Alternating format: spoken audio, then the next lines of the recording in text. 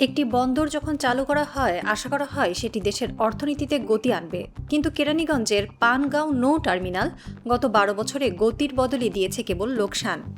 আর সেই ব্যর্থতার রেশ কাটতে না কাটতেই নারায়ণগঞ্জের প্রাণকেন্দ্র খানপুরে ১৮৫ কোটি টাকা ব্যয়ে নতুন একটি বন্দর নির্মাণের আয়োজন চলছে।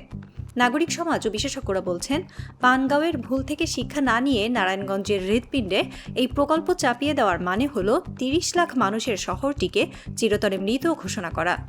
বন্দর যদি করতেই হয় তবে তা শহরের নাভি খানপুর থেকে সরিয়ে কাঁচপুর বা মুক্তারপুরের মতো সুবিধাজনক স্থানে নেওয়ার জোরালো দাবি তুলেছেন নারায়ণগঞ্জবাসী।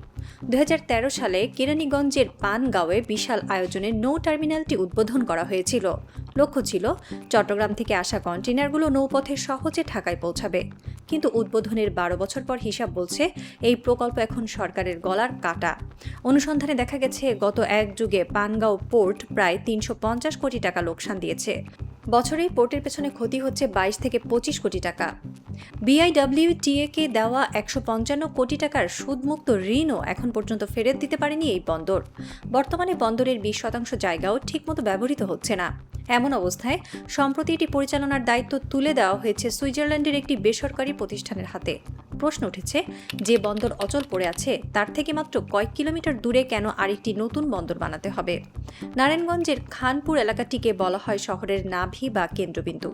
এখানেই ৩০০ শয্যার হাসপাতাল, অসংখ্য শিক্ষা প্রতিষ্ঠান এবং আবাসিক এলাকা। এই ঘনবসতিপূর্ণ এলাকার ঠিক মাঝখানে ১৮৫ কোটি টাকার কন্টেইনার ও বাল্ক টার্মিনাল করার সিদ্ধান্তকে আত্মঘাতী বলছেন স্থানীয়রা। কেন এই প্রকল্পকে মরণ ফাঁদ বলা হচ্ছে? ১. শহর হবে অচল। চাষাড়া থেকে ২ নং রেলগেট পর্যন্ত এখন রিকশা চলতেই হিমশিম খেতে হয়। এর মধ্যে যদি ৪০ থেকে ৫০ টন ওজনের দানবীয় কন্টেইনার লরি দিনরাত চলাচল শুরু করে তবে পুরো শহর ২৪ ঘন্টা স্থবির হয়ে থাকবে। ২. স্বাস্থ্য ঝুঁকি। প্রস্তাবিত বাল্ক টার্মিনালে কয়লা, বালু ও সিমেন্ট খালাস করা হবে। এর বিষাক্ত ধূলিকণা বাতাসে মিশে সংলগ্ন ৩০০ শয্যা হাসপাতালের রোগী ও এলাকাবাসীর ফুসফুস নষ্ট করে দেবে। ৩. রাস্তা ও পাইপলাইন ধ্বংস। বিশাল ওজনের লরি চলাচলের ভার শহরের ভেতরের সরু রাস্তাগুলো সইতে পারবে না। ফলে ভূগর্ভস্থ গ্যাস ও পাইপলাইন ফেটে বড় ধরনের দুর্ঘটনার আশঙ্কা দেখা দেবে। নারায়ণগঞ্জের নাগরিক সমাজ স্পষ্ট জানিয়েছে, তারা উন্নয়নের বিরোধী নয়, কিন্তু উন্নয়নের স্থানটি হওয়া চাই যৌক্তিক।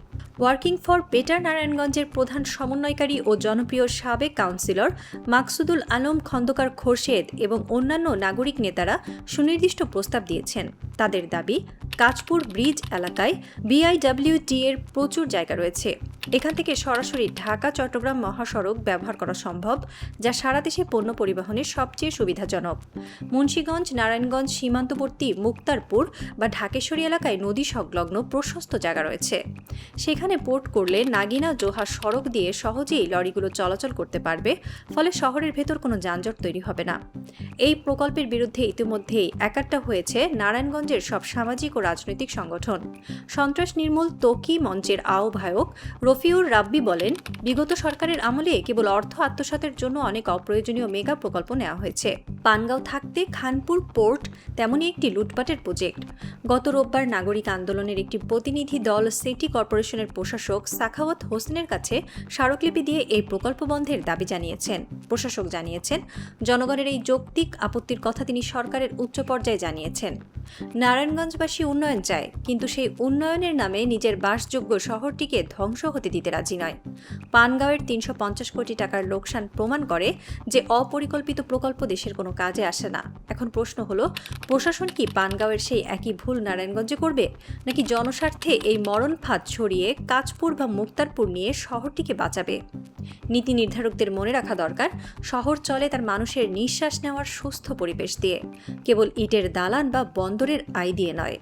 নারায়ণগঞ্জ সমাচারের সাথে থাকার জন্য ধন্যবাদ। লাইক, কমেন্ট ও শেয়ার করে আমাদের পাশে থাকুন।